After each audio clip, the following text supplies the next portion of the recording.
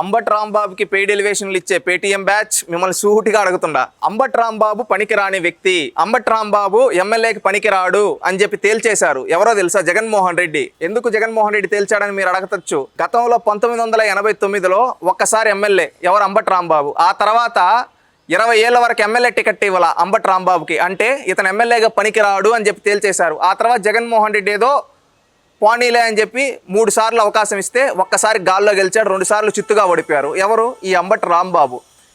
ఆ ఒక్కసారి గెలిచిన తర్వాత ఇప్పుడు అయిపోయింది కదా.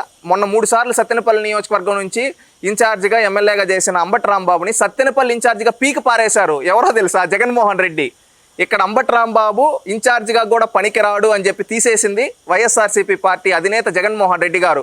ఇప్పుడు మీరు ఆయనకి టైగరు ఇది అని చెప్పి ఎలివేషన్లు ఇస్తూ ఉన్నారు. ఒకటి గుర్తుపెట్టుకోండి, రేపు భవిష్యత్తులో ఎమ్మెల్యే టికెట్ కూడా ఇవ్వడు అంబట్ రాంబాబుకి. Open challenge. మీరు ఒకవేళ ఎమ్మెల్యే టికెట్ ఇచ్చిస్తాడు అని మీకు నమ్మకం ఉంటే 10 రోజులు జగన్మోహన్ రెడ్డి గారికి టైం. అంబట్ రాంబాబు అన్న ఈ కాన్స్టిట్యున్సీ నుంచి కంటెస్ట్ చేస్తాడు అని చెప్పే దమ్ముందా?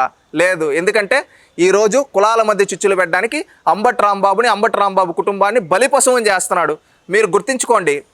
మిథున్ రెడ్డి అరెస్ట్ అయ్యాడు, చెవిరెడ్డి భాస్కర్ రెడ్డి అరెస్ట్ అయ్యాడు, ధనుంజయ రెడ్డి అరెస్ట్ అయ్యాడు, కృష్ణమోహన్ రెడ్డి అరెస్ట్ అయ్యాడు, పిన్నెల రామకృష్ణారెడ్డి అరెస్ట్ అయ్యాడు. ఈ విధంగా ఎంతోమంది అరెస్ట్ అయ్యారు. ఏ రోజన్నా వీళ్ళు అరెస్ట్ అయినప్పుడు వాళ్ళ కుటుంబ సభ్యులు బయటకు వచ్చారా?